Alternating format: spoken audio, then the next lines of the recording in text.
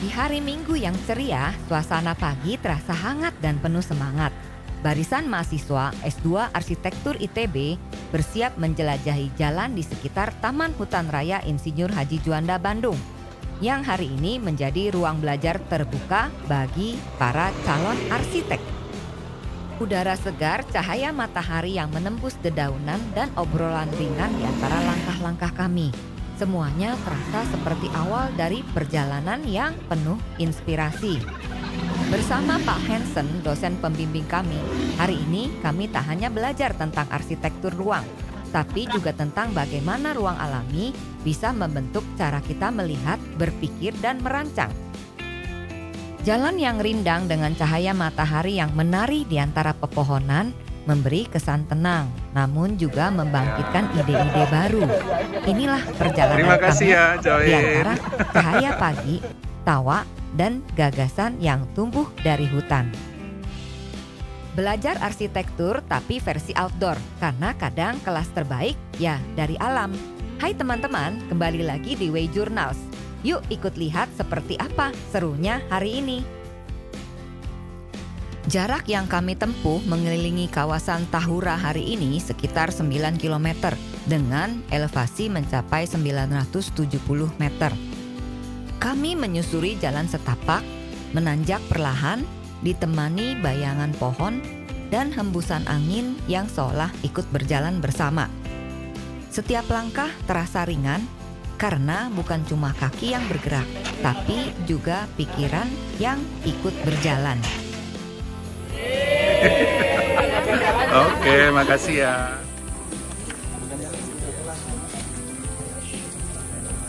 Dari sini kami mulai melangkah masuk ke lorong-lorong sempit di antara dinding batu. Kontras sekali dari alam yang terbuka ke ruang yang begitu rapat. Tapi disinilah menariknya. Arsitektur bukan cuma tentang bentuk dan bangunan, tapi tentang bagaimana ruang membuat kita merasa, tentang batas, tentang kedekatan, dan tentang cara hidup manusia berdampingan dengan lingkungannya.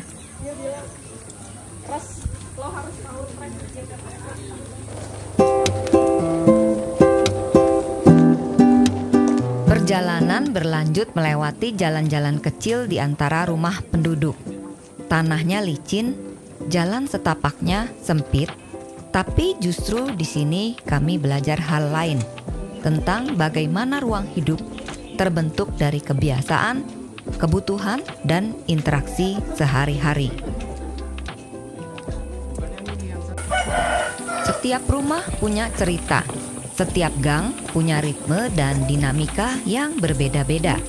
Di antara langkah hati-hati di jalan licin ini, kami seperti diajak melihat arsitektur dari sisi yang paling manusiawi, sederhana, spontan, dan penuh kehidupan. Dari lorong-lorong sempit di antara rumah penduduk ini, kami melangkah kembali ke alam. Jalan kecil yang menurun membawa kami menuju hutan, tempat di mana suara air dan desir angin jadi musik alami. Pegangan bambu.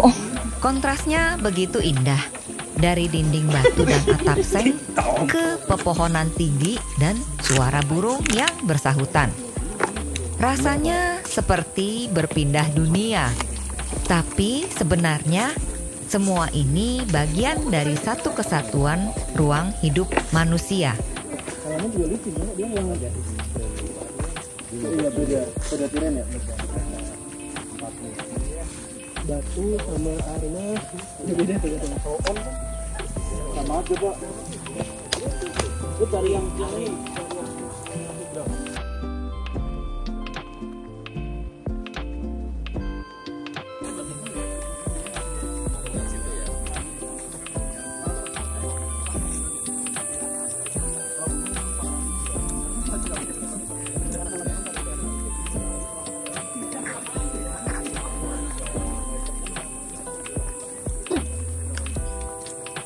Ada gunung ya?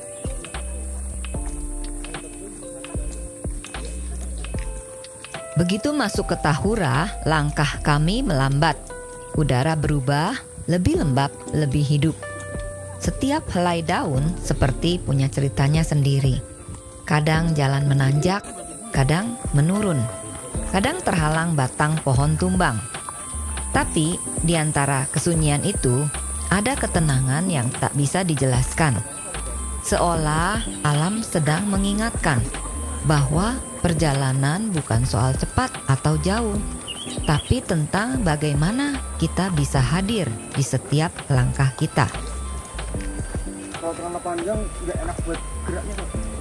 Apalagi kalau misalnya ketemu kayak tangga tapi yang dari akar-akar gitu kok, jadi nggak leluasa, malah bikin lecet. Pakai kaos. Karena kalau naik gunung kan keringet pak, jadi harus pakai kaos yang gampang kering biar nggak basah. Iya yang dry fit. Jauh? Gimana? Paling tinggi Bukannya paling jauh, paling melelahkan. wah lawu juga itu pak. Gunung Lawu. Iya, Berapa jam? lawu waktu itu 16 kilo ya. Jam itu pak, tapi naik start itu jam 7 malam sampai puncak sekitar jam 4 pagi. Oh, 12 jam hampir. Malam sampai pada pagi. Iya, terus turun lagi jam 9 pagi udah turun jam sekitar jam. Jadi nggak tidur. Tidur bener pak di jalan biasanya ya, kalau capek istirahat sebentar. Tektok ya gitu ya. Jadi puncaknya ini ya, sunrise-nya. Iya, ngejar sunrise kita pak. Tapi bagus banget pak itu pak di atas. Bagus sih. Ada bayangannya kan? Iya. Kalau sunrise itu ada bayangannya. Yang susah ini pak, karena tracknya dia vertikal, terus tangga dia zigzag gini pak.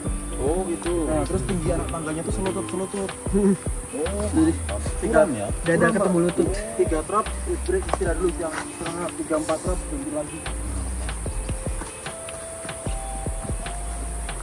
Terus kebanyakan yang naik di sana memang berangkat malam. Nah beda-beda pak, ada orang yang ngejar tektok aja, nggak bisa tidur itu. Wah dingin banget, untung nggak badai juga, itu kalau badai udah nggak tahu gimana nasibnya pak. Karena kita nggak expect, kita kira karena saya udah sering naik Ungaran kan, terus ngajakin teman, dia baru pertama kali naik Ungaran, terus diajak naik dulu. Kita niatnya pengen tidur di base camp dulu, nanti trekking baru naik.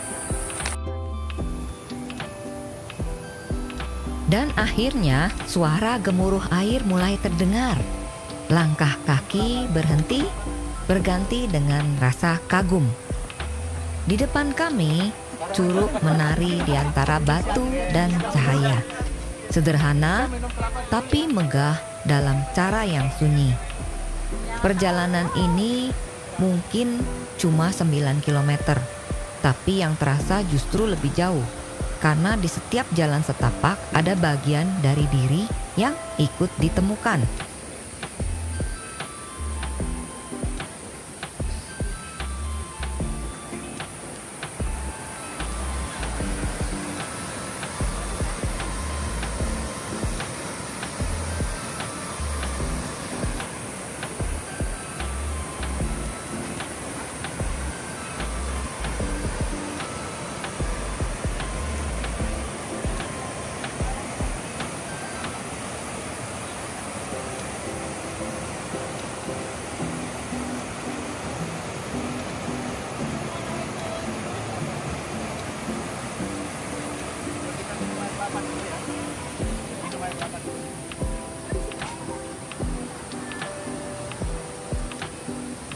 Setelah berjalan cukup jauh, kami berhenti sejenak, menikmati udara sejuk, suara air, dan segarnya air kelapa hijau.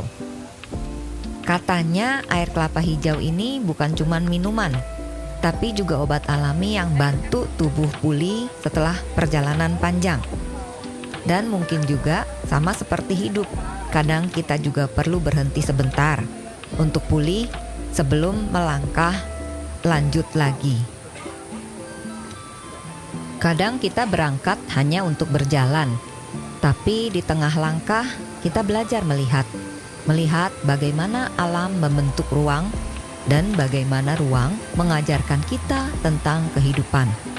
Setiap jalan setapak, setiap cahaya yang menembus dedaunan seolah mengingatkan bahwa arsitektur bukan cuma soal bangunan, tapi tentang hubungan antara manusia, alam, dan makna di antaranya. Di antara pohon-pohon tinggi dan udara segar ini, kami belajar satu hal sederhana, bahwa setiap perjalanan sekecil apapun selalu punya cara untuk menyembuhkan.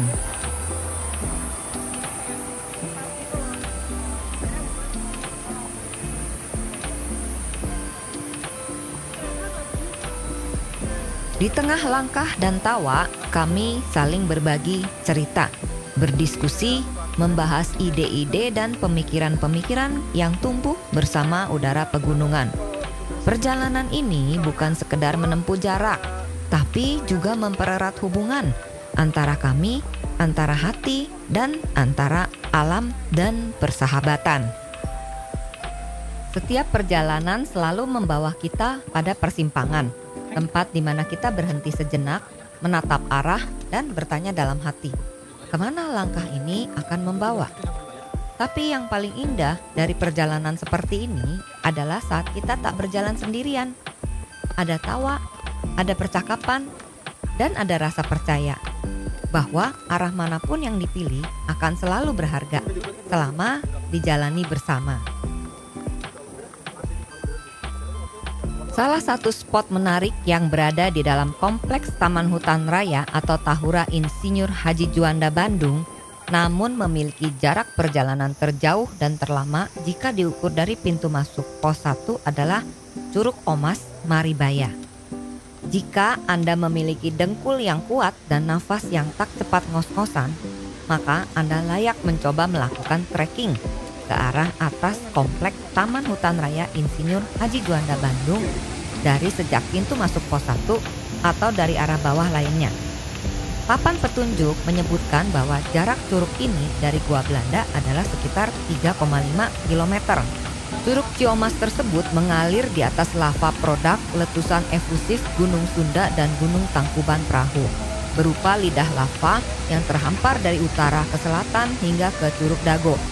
Airnya jatuh pada celah sempit yang disusun oleh batuan lava.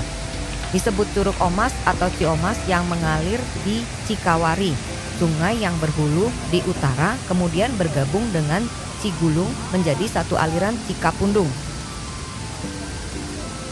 Ada jembatan pengamatan di depan curug yang biasa digunakan pengunjung untuk berfoto, tapi beberapa jembatan ditutup karena kondisi yang membutuhkan perbaikan.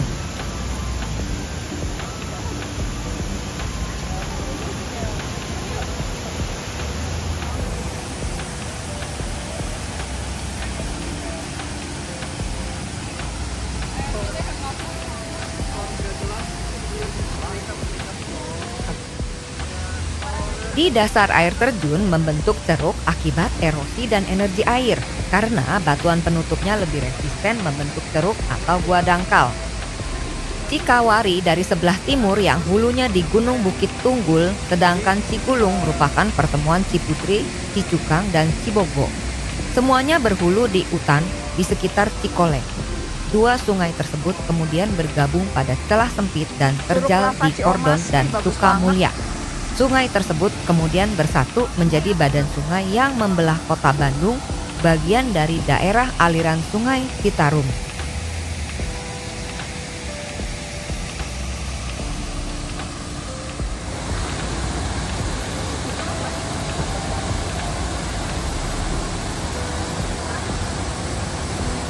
Air terjunnya diperkirakan memiliki tinggi sekitar 30 meter.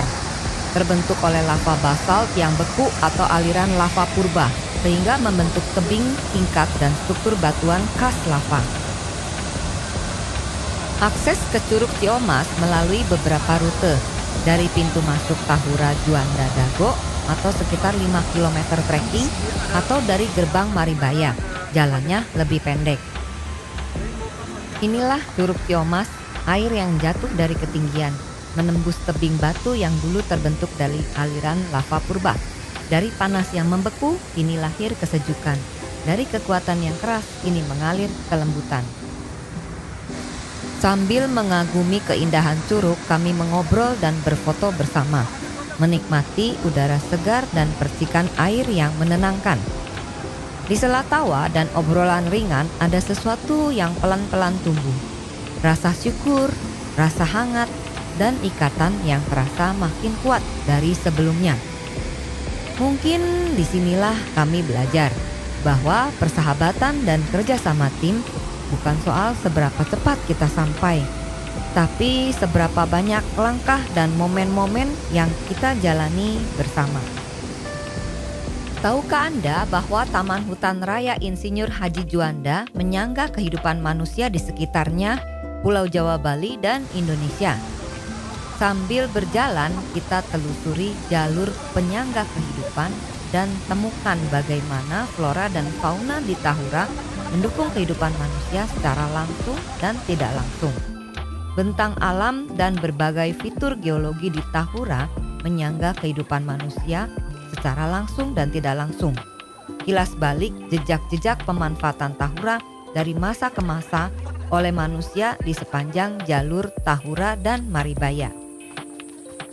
Taman Hutan Raya atau Tahura Insinyur Haji Juanda terletak di Dago Pakar, Bandung Utara, membentang dari kawasan Curug Dago hingga Maribaya dengan luas sekitar 590 hektar.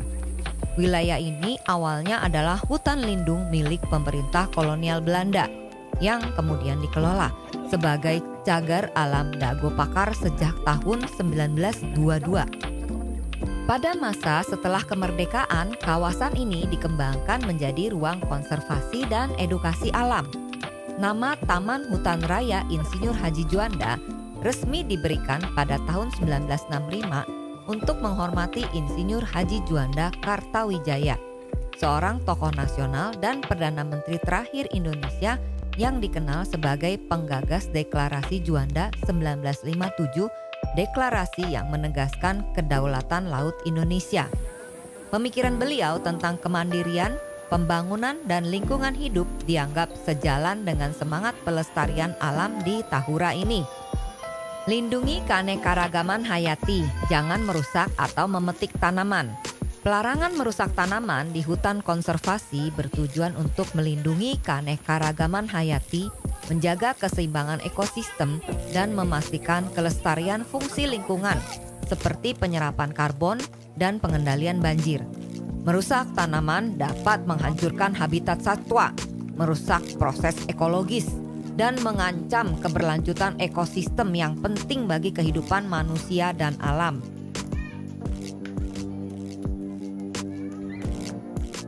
Kini Tahura menjadi satu-satunya taman hutan raya di Jawa Barat, berfungsi sebagai kawasan konservasi flora dan fauna tropis, ruang edukasi dan penelitian, serta destinasi wisata alam dan sejarah dengan berbagai peninggalan seperti Gua Jepang, Gua Belanda, Curug Omas, dan Curug Ciomas. Sekarang kita memasuki Gua Belanda. Gua Belanda bukanlah gua alam, melainkan sebuah terowongan buatan. Dibangun sekitar tahun 1912 oleh pemerintah kolonial Belanda. Fungsi awalnya adalah sebagai saluran atau terowongan penyadapan air dari Sungai Cikapundung. Air yang dikumpulkan dialirkan untuk keperluan pembangkit listrik tenaga air atau PLTA Bengkok. Selama masa pendudukan Jepang mulai tahun 1942, Gua Belanda dialihfungsikan menjadi fasilitas militer, digunakan sebagai markas, tempat perlindungan, dan gudang logistik. Beberapa bagian masuk ke fungsi pertahanan atau fortifikasi dengan lorong-lorong tambahan serta pintu-pintu untuk kontrol akses. Panjang terowongan sekitar 144 meter dan lebar sekitar 1,8 meter. Ada pintu masuk yang cukup besar, 2 pintu utama dengan tinggi kira-kira 3,2 meter. Luas kawasan gua dan lorongnya kurang lebih 0,6 hektar untuk area terbangun gua.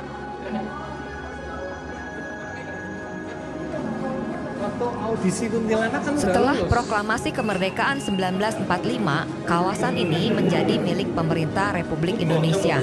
Pengelolaannya kemudian di bawah Departemen Kehutanan. Wilayah ini kemudian menjadi bagian dari Taman Hutan Raya Insinyur Haji Juanda, taman konservasi yang juga dikenal sebagai Hutan Lindung Pulau Sari. Ada yang tahu nggak kenapa ini namanya Gua Jepang? Gua Belanda. Dari zaman Belanda. Gua Belanda menjadi salah satu bukti fisik dari penjajahan dan pemanfaatan teknologi lama untuk keperluan industri air dan energi di masa Hindia Belanda. Fungsinya sebagai markas militer pada masa pendudukan juga menambah nilai sejarah sebagai saksi dari perubahan fungsi ruang publik dan bentukan kekuasaan kolonial dan imperialis.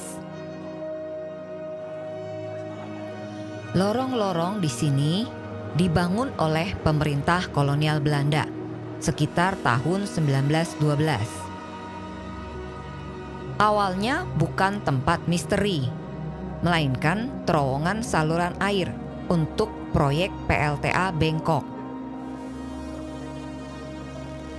Struktur dindingnya tersusun dari batu vulkanik setempat. Kemungkinan besar ignimbrит hasil letusan Gunung Sunda purba.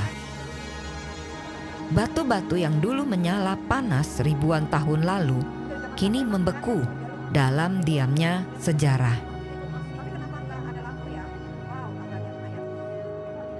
Di balik dinding ini, waktu seolah berhenti.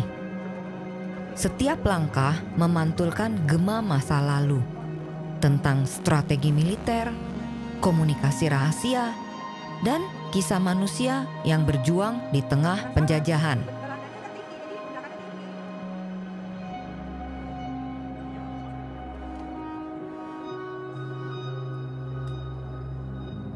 Gua Belanda bukan sekedar terowongan. Ia adalah arsip sunyi dari masa yang tak kembali. Dan disinilah kita berdiri, di antara batu, cahaya, dan bisu yang menyimpan cerita tentang perjuangan, ketakutan, dan harapan.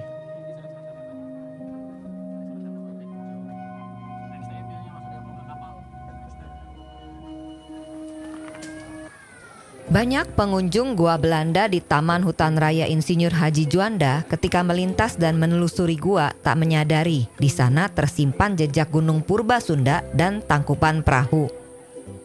Gunung Purba Sunda dan Tangkupan Perahu meletus pada 100 ribuan tahun yang lalu. Dalam tulisan itu disebutkan bahwa Gua Belanda saat membangunnya menembus endapan batuan gunung api, yaitu endapan aliran piroklastika yang merupakan hasil erupsi gunung api eksplosif berskala besar. Endapan batuan gunung api seperti ini sering disebut ignimbrит. Ignimbrит adalah aliran piroklastika yang mempunyai penyebaran yang sangat luas. Volumenya sangat besar dan berhubungan dengan pembentukan kaldera atau kawah berdiameter lebih dari 2 km. Tulisan ini menerangkan terjadinya erupsi Gunung Purba dan jejaknya di Tahura Juanda. Letusan Gunung Purba Sunda membentuk kaldera. Masih dalam tulisan tadi disebutkan, aliran piroklastika adalah suatu aliran massa yang berasal dari letusan gunung api yang bersifat eksplosif. Aliran itu menuruni lereng gunung api dengan kecepatan mencapai lebih dari 160 km per jam dan suhu 100 sampai 700 derajat Celcius.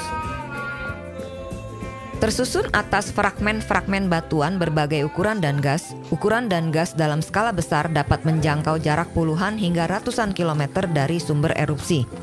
Berdasarkan analisis radiometrik, batuan yang tersingkap di Dago Pakar merupakan endapan hasil letusan besar gunung api Sunda yang terjadi pada 105.000 tahun yang lalu. Letusan tersebut membentuk kaldera Sunda dengan diameter terpanjang 7,7 km dan terpendek 6,5 km. Dinding kaldera Sunda dapat dilihat dari sebelah barat Gunung Tangkupan Perahu. Saat itu sebanyak 66 km persegi material dierupsikan menutupi area seluas lebih kurang 200 km persegi dengan ketebalan rata-rata 40 meter. Penyebaran ignimbrит hasil letusan gunung api Sunda sangat luas, menempati bagian timur laut, barat daya, dan selatan tubuh Gunung Api Sunda, termasuk kawasan Dago Pakar. Endapan tersebut juga dipercaya membendung aliran sungai Citarum di utara Padalarang yang kemudian membentuk danau purba berukuran raksasa. Pohonnya gede banget. Kita pelok aja belum tentu dapat kelilingannya.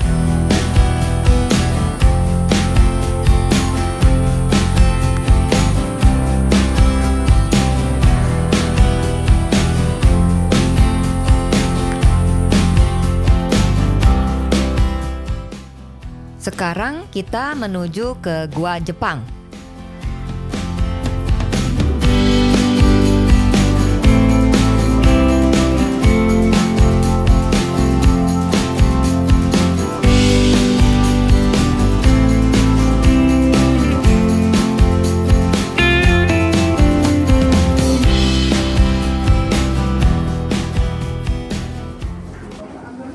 Lorong sunyi di balik rimbunnya hutan Tahura ini dibangun pada masa-masa kelam, sekitar tahun 1942 hingga 1945, ketika Jepang mengambil alih Hindia Belanda. Tempat ini dulunya bukan sekadar gua. Ia adalah markas pertahanan, penyimpanan amunisi, ruang interogasi, dan pos komunikasi rahasia bagi tentara Jepang.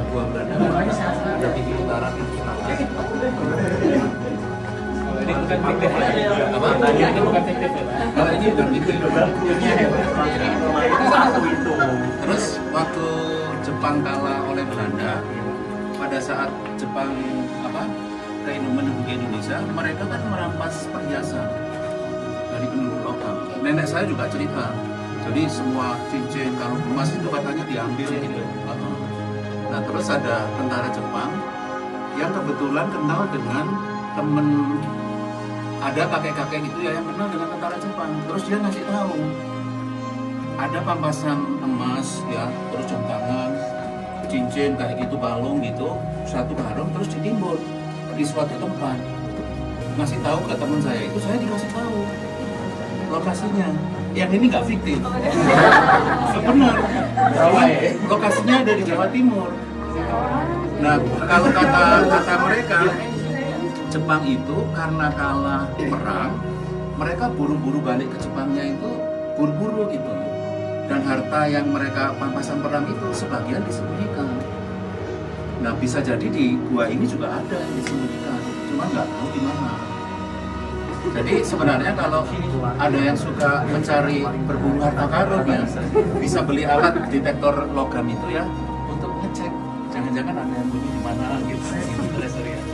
Itu bolong tuh. Entah. Saya bolong aja di situ ya. Itu coba air kayu.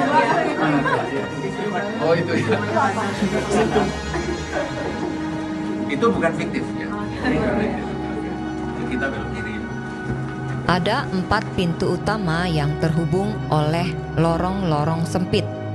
Dindingnya dipahat dari batu andesit dan batu vulkanik. Diselesaikan bukan oleh tentara, melainkan oleh tangan-tangan rakyat Indonesia yang dipaksa bekerja tanpa henti. Banyak di antara mereka tak pernah kembali, dan di setiap tetes air yang jatuh di dinding lembab ini, kita seakan masih bisa mendengar sisa napas dan jeritan yang hilang di masa lalu. Kini, Gua Jepang menjadi situs sejarah, tempat kita belajar bahwa kemerdekaan bukan hadiah, melainkan hasil dari perjuangan yang panjang. Gua Jepang menyimpan lebih dari sekadar sejarah perang.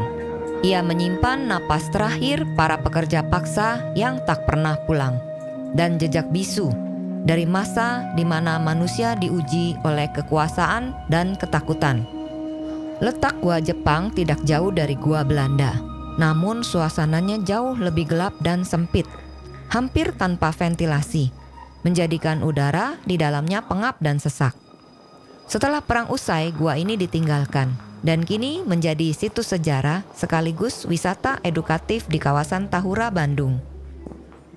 Di balik pepohonan rindang dan udara sejuk Tahura, tersimpan kisah yang tak banyak disadari pengunjungnya. Lorong-lorong gelap ini dibangun bukan oleh kehendak, melainkan oleh paksaan, tangan-tangan rakyat yang dipaksa bekerja demi perang yang bukan milik mereka. Setiap tetes air yang jatuh di dinding batu mungkin menyimpan gema dari masa lalu, jerit lelah, nafas terakhir, dan doa yang tak sempat sampai. Kini, Gua Jepang berdiri sunyi, bukan lagi tempat peperangan, melainkan tempat perenungan tentang bagaimana sejarah bisa mengajarkan arti kebebasan dan kemanusiaan. Akhirnya kami keluar dari kegelapan lorong Gua Jepang. Udara terasa lebih segar dan cahaya matahari menembus di antara pepohonan pinus.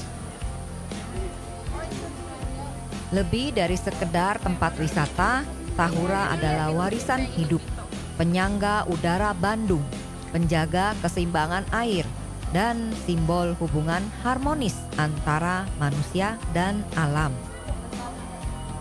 Di bagian utara Bandung, di antara lembah dan tebing batu kapur, terhampar sebuah hutan yang menjadi paru-paru kota.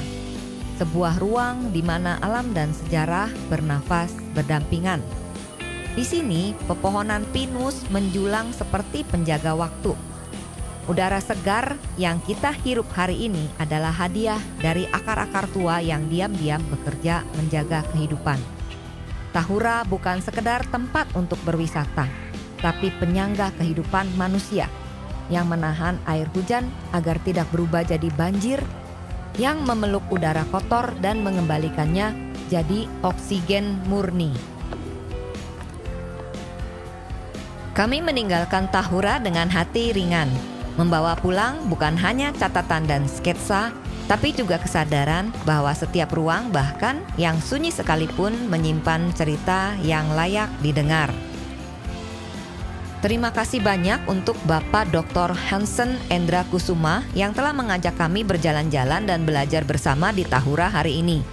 Perjalanan ini bukan sekedar eksplorasi ruang dan alam, tapi juga perjalanan rasa tentang bagaimana sejarah, arsitektur, dan alam bisa saling menyapa dengan begitu indah. Semoga cerita dari Gua Belanda, Gua Jepang, dan hutan yang rindang di Tahura bisa jadi pengingat bagi kita semua bahwa sejarah dan alam selalu punya cara indah untuk berbicara. Sampai jumpa di perjalanan berikutnya. Mengikuti jalan pagi ini, kita dapat sekitar 17.500 langkah lebih. Ya. Jadi kita jalan kaki 17.500 langkah lebih. Saya pikir kaki pegel, badan juga pegel, tapi seger. Jadi nanti malam mudah-mudahan kita semua bisa tidur enak. Ya. Jadi 17.500 langkah, badan jadi sehat. Dan saya pikir selama perjalanan kita ngobrol satu sama lain. Ya. Jadi saya kenal dengan Pak Sutikto, kemudian dengan Bu Dewi, kemudian dengan Ahmad, juga sebelumnya nggak kenal Ahmad, jadi kenal Ahmad gitu ya. Jadi kita olahraganya dapat, silaturahminya dapat, networkingnya dapat, terus memorinya juga dapat. Jadi nanti saya buatkan folder di Google Drive, ya, folder di Google Drive. Nanti saya sharing ke semuanya, ke William juga, Ibu juga, supaya bisa unggah. Nanti semua foto yang manapun silakan diunggah di situ, mau mengunduh yang manapun juga boleh. Kemudian mau diunggah di media sosial juga boleh banget, ya. Jadi kalau unggah di media sosial nggak perlu lagu-lagu untuk nge-tag, ya, supaya kita semakin merasa dekat gitu. Jadi terima kasih banyak untuk hari ini ya. Mudah-mudahan kita punya kesempatan yang berikutnya, entah di mana ya, jalan pagi lagi boleh, lari juga boleh, makan siang juga boleh. Ya. Jadi kita bubar di sini. Yang ingin makan siang di warung silakan, yang ingin jalan lagi juga silakan.